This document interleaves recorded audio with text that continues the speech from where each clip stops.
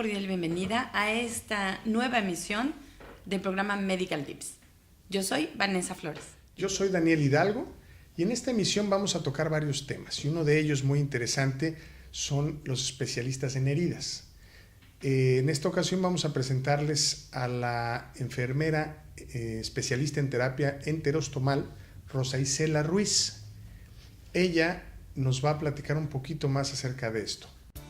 Yo soy Rosa Isela Ruiz Tapia, enfermera especialista en terapia enterostomal, manejo avanzado de heridas, manejo todo tipo de heridas desde pie diabético, quemaduras, úlceras por presión, úlceras venosas, úlceras arteriales.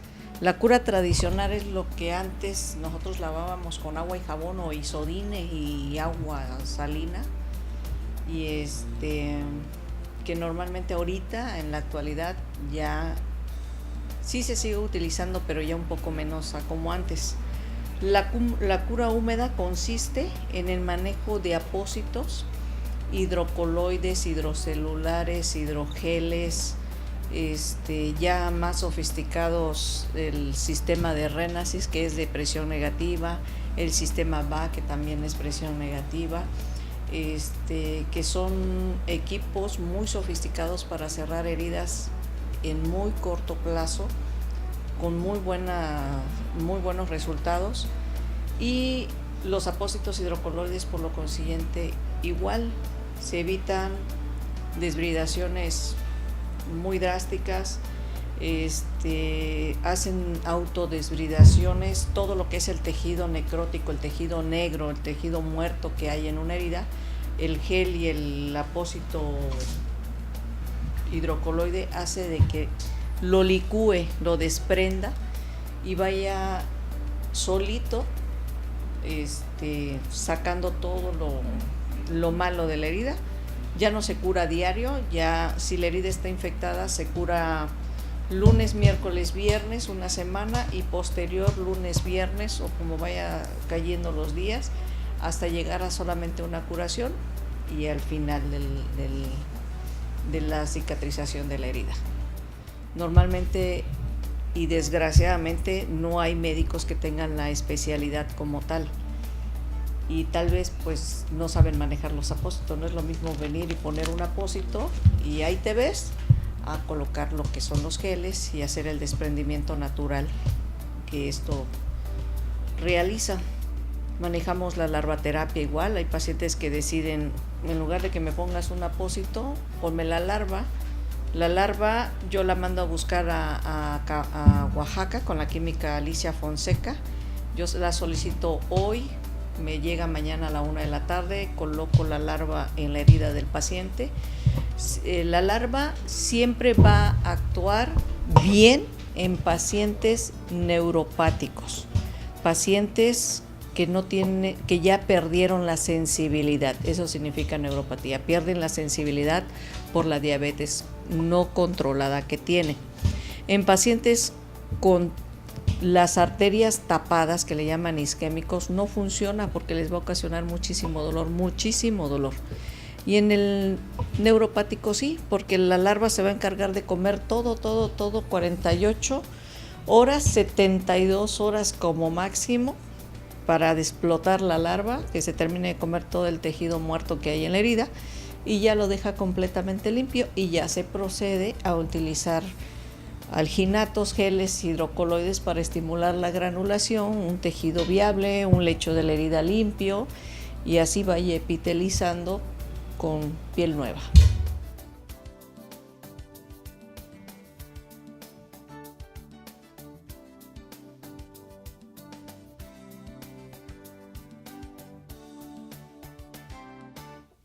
Si alguien necesita contactar al especialista, mándenos sus comentarios a info@medicosenmerida.com.mx, o puede consultar también el Facebook, Portales Médicos.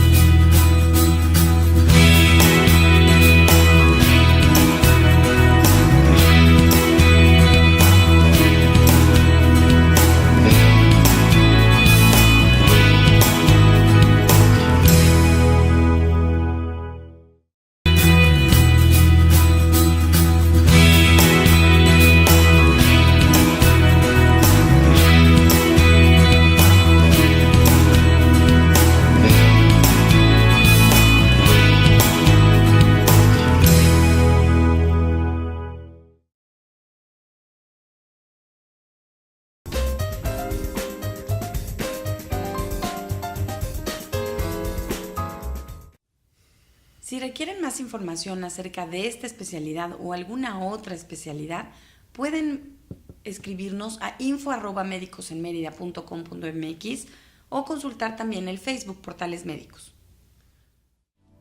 Con el avance de la medicina y el desarrollo de mejores instrumentos, son cada vez más las cirugías que se pueden realizar por un abordaje laparoscópico. Esto permite que el paciente tenga los beneficios de una laparoscopía, es decir, menor dolor, recuperación más rápida y un resultado cosmético superior en cirugías cada vez más complejas. Los procedimientos laparoscópicos que realizamos, además de los de laparoscopía básica, son cirugía antirreflujo y cirugía de hernia yatal.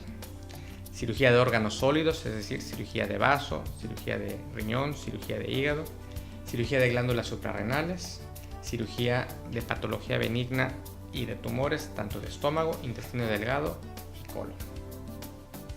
En cuanto a la cirugía endocrina, pues esta es una subespecialidad en la que el cirujano se entrena en la cirugía de las distintas glándulas del cuerpo.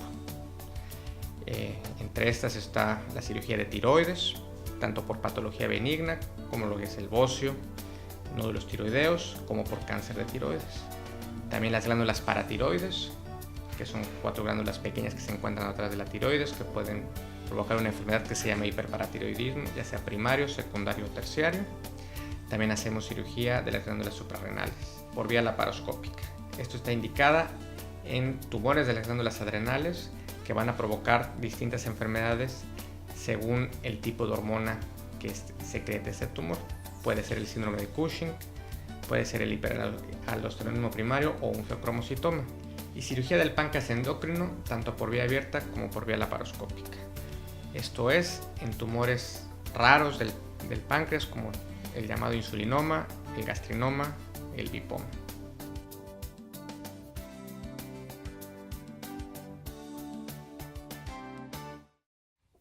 Si alguien necesita contactar al especialista, mándenos sus comentarios a info@medicosenmerida.com.mx O puede consultar también el Facebook Portales Médicos.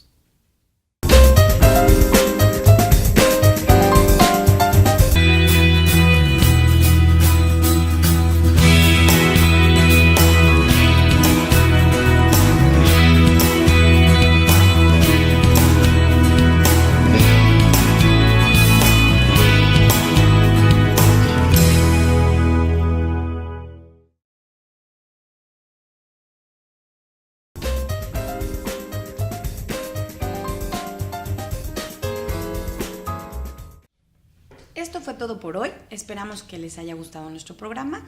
Los esperamos la próxima semana en una emisión más de Medical Tips. Agradecemos al Grupo Quirúrgico El Sureste el patrocinar este programa. Y si nos quieren acompañar en medicosenmerida.com.mx/Medical Tips, pueden ver este programa nuevamente o algún pasado. Yo soy Vanessa Flores. Soy Daniel Hidalgo y les deseamos una buena noche.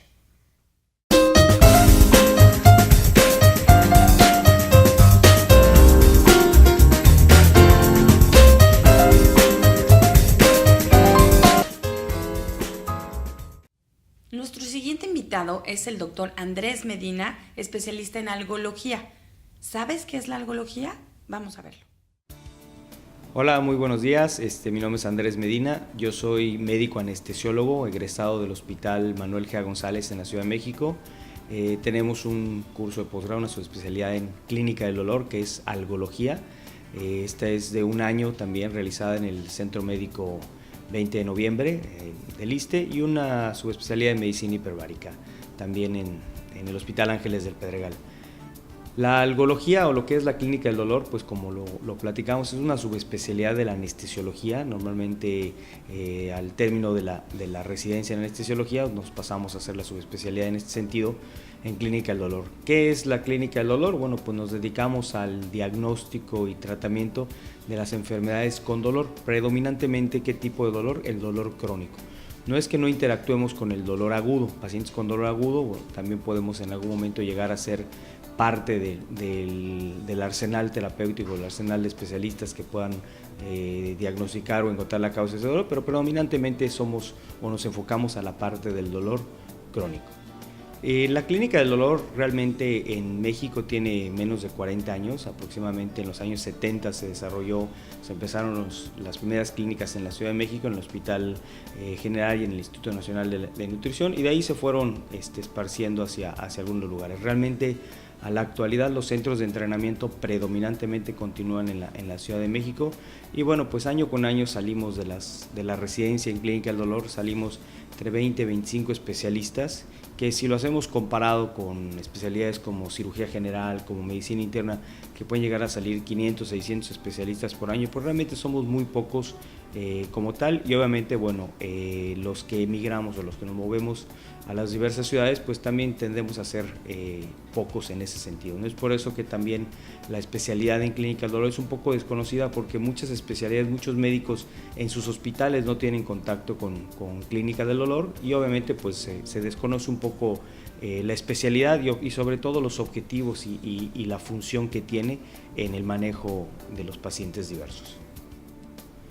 Bueno, como comentamos previamente, el dolor tiene ciertas clasificaciones. Se puede clasificar este dolor, puede ser clasificado en intensidad, leve, moderado, severo, puede ser clasificado también en su duración, que es crónico o agudo, puede ser clasificado por el tipo de dolor, que puede ser somático, visceral y neuropático específicamente, y bueno, y también por el tipo de causa o de enfermedad de base que la ocasiona, como puede ser oncológico o no oncológico, ¿no? Realmente en el caso de los pacientitos con dolor, lo primero que buscamos es pues que conozcan que si es un dolor probablemente no agudo, o es un dolor que tenga más tiempo de lo normal, de lo que consideraríamos como una evolución normal, pues ya se podría considerar un dolor crónico, el cual requeriría manejo médico especializado, ¿no?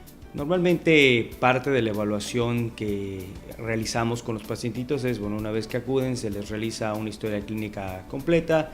Esta historia clínica va enfocada también a una historia que denominamos nosotros algológica, donde tratamos de encontrar pues ciertas características del dolor, como son pues, su localización, sus características, el tiempo de evolución, qué lo mejora, qué lo incrementa en este sentido, para tratar de llegar a un diagnóstico inicial, ¿no? Se realiza en este caso el examen físico, enfocado también a tratar de encontrar la causa probable o la lesión en este sentido del dolor. Y la mayoría de los pacientitos en general se puede tener un diagnóstico muy general en base a la historia clínica y este tipo de evaluación.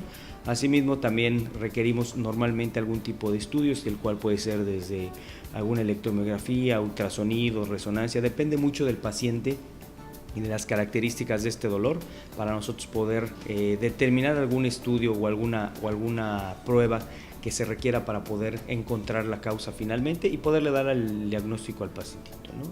Y en base a eso pues va a venir lo que es el tratamiento. El tratamiento predominantemente lo dividimos en dos, lo que es el tratamiento farmacológico, predominantemente, que son medicamentos de cualquier tipo, son analgésicos, algunos convencionales, algunos analgésicos de tipo de los opioides.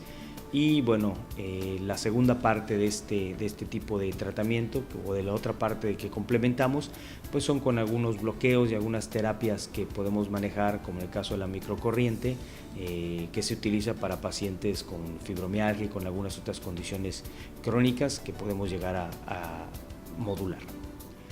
De manera general, los padecimientos o las condiciones médicas clínicas que más frecuentemente atendemos aquí en la unidad de dolor o en la clínica de dolor en la especialidad, pues son de primera instancia las lumbalgias, ¿no? La lumbalgia, que es como tal, como su definición, es un dolor en la zona baja de la espalda, el cual puede ser causada por múltiples condiciones, puede ser por hernias de disco, puede ser por condiciones derivadas de la columna, pueden ser por condiciones musculares, posiciones de postura que también son muy importantes.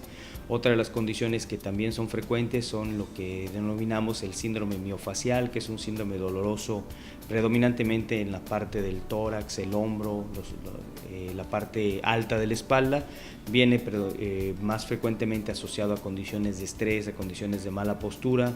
También, bueno, somos dentro de los que más vemos condiciones en pacientitos ya de edad avanzada, problemas de rodilla, se denomina gonartrosis, que son condiciones ya crónicas degenerativas de las articulaciones, específicamente en este caso de la rodilla, problemas en los hombros también, con condiciones de lesiones crónicas. También algo de lo que vemos frecuentemente son pacientitos con cáncer. El dolor oncológico tiene características muy especiales y durante toda su evaluación y todo su manejo el paciente normalmente requiere de apoyo por parte de la clínica del dolor, ¿no? Y dentro de la parte neuropática o los dolores neuropáticos, pues son muy comunes las neuralgias faciales, las neuralgias del trigémino, que es algo de lo que es frecuente en el estado, y algunas condiciones como son las neuropatías posquirúrgicas, que son secuelas de alguna cirugía, como tal, radiculopatías que pueden ser causadas por hernias. Realmente la gama de padecimientos que logramos atender es muy amplia, pero la mayoría de ellas engloba una condición dolorosa de más de 3 meses. Uno de los ejemplos que se nos viene a la mente es un pacientito, por ejemplo, con dolor de cabeza, lo que se conoce como cefalea. El dolor de cabeza pues es una condición muy común, puede ser por un incremento de la presión, por estrés, por condiciones, una migraña, las cuales son condiciones médicas que normalmente no vemos en clínica de dolor, pues son correspondientes de otra especialidad. Pero a veces las evaluamos porque pueden ser secundarias a condiciones médicas como una neuralgia trigeminal o una neuralgia del esfenopalatino, que es también denominada como una neuralgia facial atípica, que tiene ciertas características, las cuales el dolor en la cara es más que en dolor de cabeza. El pacientito a veces refiere que le duele la cabeza, pero más bien es una irradiación del dolor que puede tener en la parte media de la cara. Podemos llegar a tener condiciones como inyección conjuntival, que ¿qué es esto? Que el ojo se le pone un poquito rojo, hay cierto flujo nasal que no es normal, puede llegar a tener el pacientito problemas que simulan una enfermedad en alguna pieza dentaria, que tienen descargas, que a la hora que toma algún alimento muy frío siente el dolor, cuando toma un alimento caliente a lo mejor también, o a lo mejor se calma. Condiciones que no son muy comunes en el tipo de dolor de cabeza tensional o en la migraña, que es donde nosotros tratamos de hacer el diagnóstico. Y si fuese ese el caso, existen manejos médicos, ¿no?, con diversos tipos de medicamentos para manejar las condiciones o la sintomatología, pero también se realiza en este caso la parte del intervencionismo, de lo que manejamos como algología intervencionista, que es poder realizar una serie de bloqueos tratando de ser selectivos sobre los nervios. Esto se hace por medio de rayos X, de fluoroscopía, en ocasiones hasta de tomografía, para poder accesar a los ganglios que se encuentran tanto en la cara como en la parte de la base del cráneo, que es los que normalmente se afectan cuando están en este tipo de condiciones médicas, ¿no? Este tipo de procedimientos se hacen con mucha frecuencia, son muy seguros y sobre todo son procedimientos que denominamos nosotros ambulatorios, donde el paciente no se realizan en consultorio, se realizan en un hospital con todas las medidas de seguridad, y son procedimientos que se realizan, como ya lo comenté, de manera frecuente y sobre todo ambulatorio, que es que el paciente ingresa un par de horas para el procedimiento y se va a su casa de manera como regresó, sin dolor predominantemente, y son realizados con cierto grado de sedación y a veces solo anestesia local donde colocamos las agujas.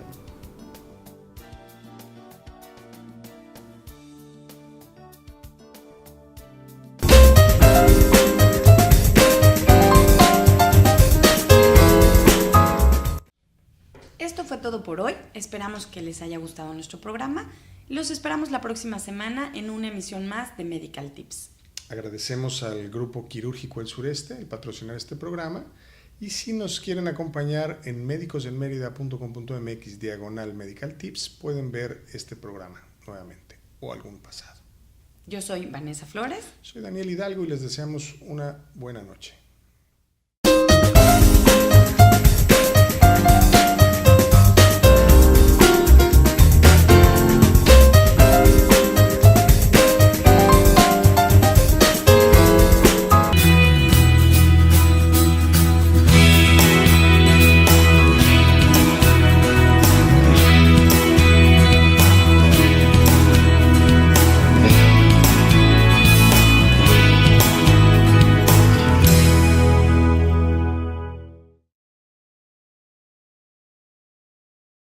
El impulso a la economía y el empleo es prioridad en mi gobierno. Incrementamos la inversión en obra pública un 72%, más de 3.000 millones. Respaldamos más de 2.000 proyectos de micro, pequeñas y medianas empresas. Construimos el futuro, garantizamos el bienestar. Primer informe de resultados.